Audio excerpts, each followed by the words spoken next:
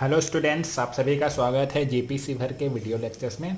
Students, अभी हम लोग डिस्कस कर रहे हैं एनालॉग इलेक्ट्रॉनिक्स फोर्थ सेमेस्टर की एडवांस इलेक्ट्रॉनिक सर्किट्स के थ्योरी के बारे में। और अभी हम लोग पढ़ रहे थे बायसिंग। हम लोग लास्ट क्लास में पढ़ चुके हैं बायसिंग्स के बारे में, बायसिंग्स की नीड क्या है, बायसिंग्स किस किस तरीके से करते हैं। आज हम एक बायसिंग का एक और मेथड पढ़ेंगे स्टूडेंट, जो कि है वोल्टेज डिवाइडर बायसिंग।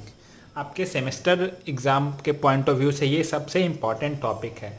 अगर बायसिंग से आपके पास कोई न्यूमेरिकल आती है, कोई थ्योरी पार्ट आता है, यहाँ तक कि ऑब्जेक्टिव क्वेश्चन भी आती है, तो ये सबसे इम्पॉर्टेंट किसी भी एग्जामिनर के सबसे क्या कह सकते हैं, आप कह सकते हैं सबसे फेवरेट टॉपिक होती है किसी भी एग्जामिनर की, वोल्टेज डिवाइडर बायसिंग। तो हम स्टार्ट करते हैं स्टूडेंट, वोल्टेज डिवाइडर बायसिंग। जैसे कि आप देख रहे हैं यहाँ पे हमने एक ट्रांजिस्टर लगाया हुआ है, ये एनपीएन ट्रांजिस्टर है, और हमने इसके साथ collector resistor RC, emitter resistor RE, और दो रेसिस्टर हमने यहाँ लगाया है इसके बेस से कनेक्ट होके, R1 और R2। जो R1 और R2 है इसे हम लोग बोलते हैं स्टूडेंट बायसिंग रेसिस्टर। ये क्या है? Biasing resistor. बायसिंग रेसिस्टर ये क्योंकि बायसिंग के काम में आते हैं, ये बायसिंग रेसिस्टर होते हैं। अभी देखिए स्टूडेंट, ये बायसिंग का काम किस तरह से करता है। सपोज करिए यहाँ पे करंट IC फ्लो कर रही है, यहाँ पे करंट IE फ्लो कर रही है। ओके स्टूडेंट्स, अब सपोज करो किसी रीजन के कारण IC की वैल्यू क्या हो गई स्टूडेंट? इंक्रीज़ कर गई। IC की वैल्यू इंक्रीज़ कर गई, तो आप देख सकते हैं IC इंक्रीज़ करेगी तो IE भी क्या होगी? IE भी यहाँ पे इंक्रीज़ कर रही है। अब IE इंक्रीज़ कर गई तो ये जो बेस इमीटर वोल्टेज है वो क्या हो जाएगा? वो भी इंक्रीज कर जाएगा। जो VBE है, ये जो बेस और इमीटर के बीच वोल्टेज है, यह क्या कर जाएगी? इंक्रीज कर जाएगी। इस बेस इमीटर वोल्टेज इंक्रीज करने से यहाँ पे इफेक्ट क्या पड़ेगा स्टूडेंट? यहाँ पे इफेक्ट ये पड़ेगा कि जो बेस करंट है वो क्या हो जाएगी? डिक्रीज हो जाएगी। बेस करंट क्या है? डिक्रीज हो गई।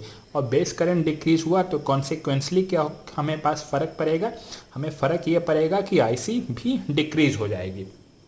तो जब भी IC इंक्रीज होगी तो क्या होगी? IE इंक्रीज होगी, फिर उसके कारण VB इंक्रीज हो जाएगी। VB इंक्रीज होने के कारण IB डिक्रीज करेगी, उसके कारण IC डिक्रीज करेगी। तो सर्किट जो है वो एक तरह से अपने आप को कॉम्पनसेट कर देगा। ये तो इसका ये कंस्ट्रक्शन डायग्राम हो गया स्टूडेंट। अब इसकी एक वर्किंग मॉडल होती है, वर्किंग मोड कहिए या वर्किंग मॉडल। इसमें हम लोग दो काम करते हैं। हम लोग सबसे पहले निकालते हैं RTH। ये कहीं कहीं RTH है और कहीं किसी किसी बुक में RTH को RB से रिप्रेजेंट कर रहा है, बेस रेसिस्टर। तो उससे कोई फ़र्क नहीं पड़ता स्टूडेंट। RTH क्या होती है? RTH होती है R1 और R2 की पैरेलल इक्विवेलेंट। RTH का वैल्यू होता है R1 into R2 by R1 plus R2। ये RTH हमने किसी भी क्वेश्चन में सबसे पहले काम ये करना है, हमें RTH निकालना होता है। ओके स्टूडेंट्स, RTH निकालने के बाद हम क्या करते हैं? हम VTH निकालते हैं। VTH ये है स्टूडेंट कि ये जो VCC के कारण बेस पे वोल्टेज आ रहा है, बेस पे वोल्टेज आ रहा है, वो से हम लोग बोलते हैं VTH। आप देख सकते हैं VCC के कारण बेस पे कौन सा वोल्टेज आएगा? बेस पे वोल्टेज आएगा VCC into R2 by R1 plus R2। ये सिंपल वोल्टेज डिवाइडर रूल हमने यहाँ पे लगाया है। वोल्टेज डिवाइडर रूल यही कहता है, तो इसीलिए इस सर्किट का नाम क्या पड़ा है स्टूडेंट? Voltage divider biasing. यहाँ पे क्या हो रही है? ये जो VCC है एक बेस के पार्ट में डिवाइड हो रही है, तो हमारा सेकेंड पार्ट है क्या? हम इसकी VTH निकाल लेते हैं। ओके, तो आपको जब भी वोल्टेज डिवाइडर बायसिंग की सवाल आए तो आप सबसे पहले दो काम कीजिएगा, RTH निकाल लीजिएगा और VTH निकाल लीजिएगा। इस दोनों का फॉर्मूला ये है। ओके स्टूडेंट्स, अब फिर इसकी एक और इक्विवेलेंट सर्किट बनाएंगे। VTH और RTH निकालने के बाद हम वोल्टेज डिवाइडर बायसिंग की एक इक्विवेलेंट सर्किट बनाते हैं जो कुछ इस तरह की होगी स्टूडेंट। ये VTH यहाँ पे कनेक्टेड है, VTH है, यहाँ पे हमारे पास RTH कनेक्टेड है, RE और RC में कोई भी चेंज नहीं हुआ है। अभी आप देख रहे हैं स्टूडेंट, यहाँ पे कौन सी करंट फ्लो कर रही है? ये बेस करंट फ्लो कर रही है IB। ओके, तो हम इसमें यहाँ पे आप क्या करते हैं? हम इसमें करेंगे हम इसमें करते हैं, इसमें केसीएल, इस लूप में हम केसीएल लगाते हैं, जो कि होगी V T H this voltage is equal to I B into R T H, I B into R T H plus V B E plus इधर कौन सी करंट आ रही है, I B into I C. Okay, I B into I C.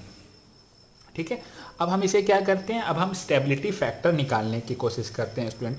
Stability factor के लिए हमें क्या निकालना होता है, del I B by del I C. Okay, तो अब हम इसे डिफ्रेंशिएट कर देंगे विथ रिस्पेक्ट टू आई सी।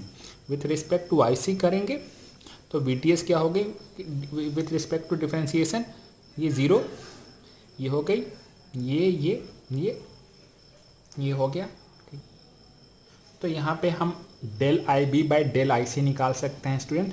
जो del I B by del I C आएगी वो हमारी क्या आएगी, minus R E by R B plus R E. R E क्या है, इमिटर रेसिस्टेंस, और आर बी ये से कह सकते हैं या आर टी एच कह सकते हैं, R T H is equal to R B. Okay, ये हो गई हमारी। ठीक है, और हम जानते हैं कि स्टेबिलिटी फैक्टर का फॉर्मूला होता है 1 plus beta by 1 minus beta del I B by del I C. Okay, तो इसमें हम पुट कर सकते हैं तो हमें ये मिलेगा। ओके, ये हमारा क्या हो गया student, stability factor of voltage divider biasing. Okay, अभी देखिए स्टूडेंट, अगर ये कंडीशन फॉलो करे, R B by R E की जो वैल्यू है ये क्या हो, less than, very very less than 1, तो हम अगर इसमें पुट करेंगे तो हमारी स्टेबिलिटी फैक्टर क्या हो जाएगी, स्टेबिलिटी फैक्टर हो जाएगी 1। इसे आप चेक कर सकते हैं।